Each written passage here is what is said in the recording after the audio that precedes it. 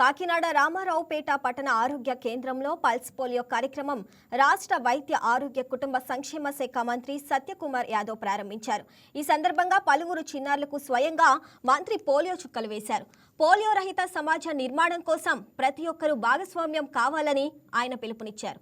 ఈ కార్యక్రమంలో Kakinada city MLA Vanamadi Kondababu, Kakinada rural MLA పంతం నానాజీ, ఎమ్మెల్సీ పేరాబతుల రాజశేఖర్, కాకినాడ నగర్ కమిషనర్ సత్యనారాయణ, జిల్లా అధికారులు పాల్గొన్నారు.